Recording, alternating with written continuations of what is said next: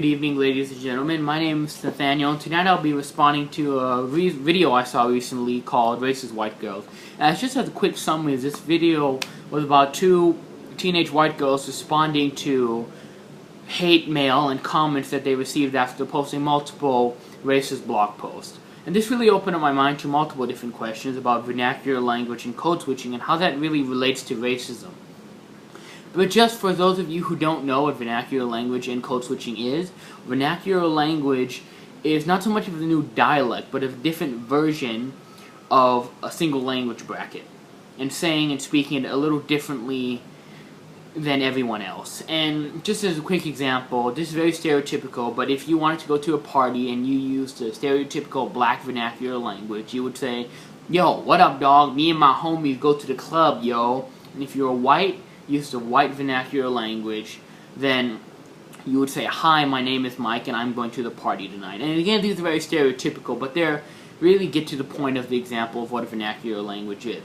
Secondly, code switching it's related directly to vernacular language because it's being able to switch from different vernacular languages at any given time in any given situation. Now, going back to the video, it really opened my mind up to a bunch of questions about how code switching and vernacular language relates to racism. And I find that this is actually at the root of the problem of racism. Because whether we like to admit it or not, every day we judge people immediately based on how they look and how they sound, and in our minds we segregate them and put them into our own brackets. Now this as itself is the root of racism, not looking at a person as a whole, but looking at specific characteristics that are different than us. Now, specifically for vernacular language, if someone is speaking English but differently in their own ethnical and cultural vernacular language that they grew up with, we immediately subjugate them to all of these different groups and without even knowing who they are. If they use the black vernacular language at some point, then we put them into a black thief, which is very stereotypical and very racist. If they use the British accent, then all of a sudden now they're posh and they're educated, and this is wrong. This is racist. This is the problem.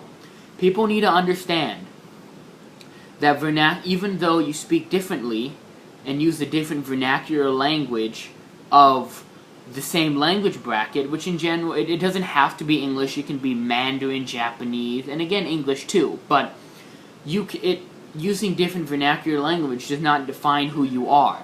It may open up to your identity of where you grew up or something like that, but it is not defining who you are. And people take that to the extreme with racism. They listen to how you sound, and they judge you immediately, and they segregate you into something else. And this is the problem. This is racism. So I feel like some people can understand this concept of vernacular language and being able to define and tear away the mask of who a person is, not based upon how they speak, but how their personality, then that at the root is the beginning to stopping racism.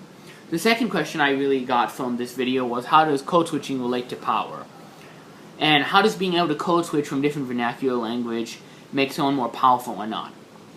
And I think it's being able to code switch is very powerful, because being powerful is being able to fit in anywhere.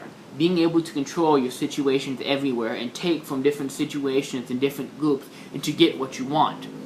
Now, if you can get into these groups by speaking how they speak, acting how they act, and getting them comfortable, you can get in these groups. You can familiarize yourself with them. They can familiarize themselves with you, really on the basic thing of how you speak. And so if you can code switch from different situations, you can easily be able to take from everything and just control your life how you want. So I guess in summary, from what this whole racist white girl video has really told me about, is just not to judge a person. It sounds a little corny, but not to judge a person by its cover. Don't judge a person by their language and how they speak, because really they're speaking the same thing you are. So just to take your time and get to know the person, and they'll be different, or maybe they're not. This is where racism stops. Knowing not to judge them on how they sound, but who they are. And so I urge everyone who's watching this video to take a look at themselves and look at their lives and to try to look at all these situations and try to figure out code switching to make their lives a lot easier, but also be able to stop any unnecessary misunderstandings or controversies because of vernacular language and people speaking differently. So I thank you so much for listening to my video tonight, and just thank you.